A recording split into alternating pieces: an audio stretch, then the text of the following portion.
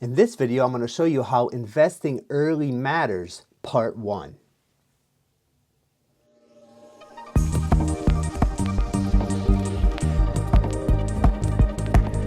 Before we get started, I would really like to encourage you to subscribe to my channel. It will help me to be able to provide you more content like this in the future. So in this video, I want to show you how investing early matters. I'm going to be comparing two scenarios. One, where somebody aged 25 saves for their first 10 years and then doesn't save for the remaining 30, compared to somebody that doesn't save for the first 10 and then saves for the remaining 30.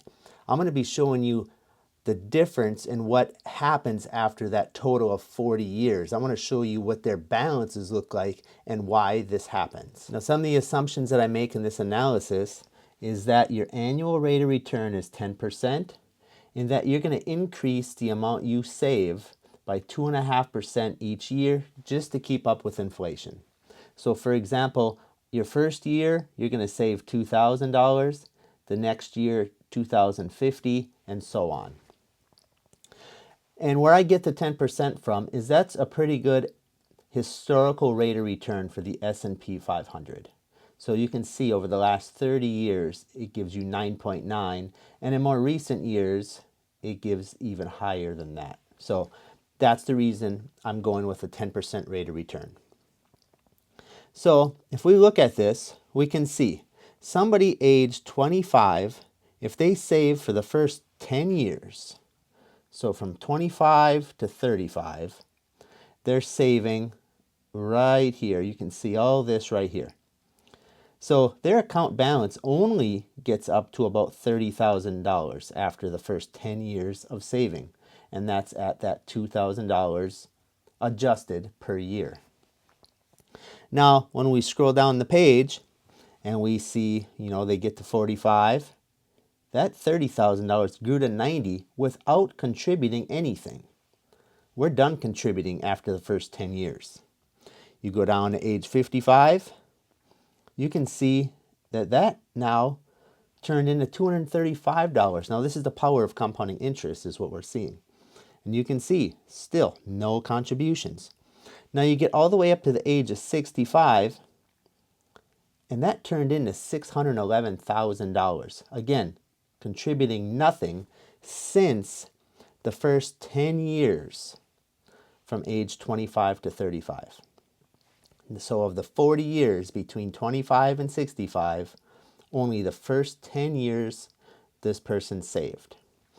Now let's compare that to somebody that did not save for the first 10 years of their life or of their working career, let's say, from 25 to 35.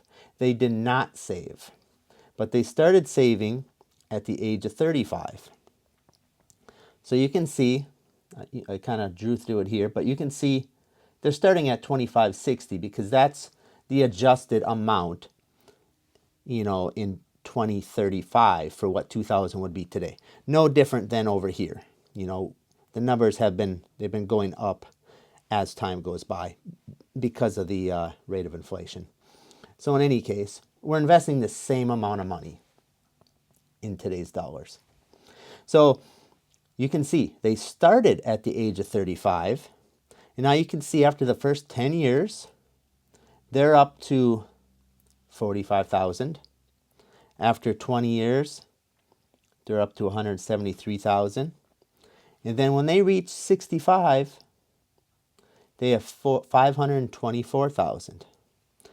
Now, when you compare that to the person on the left, if I can zoom in here, the one on the left, they ended up with more money by the age of 65 by only saving for 10 years.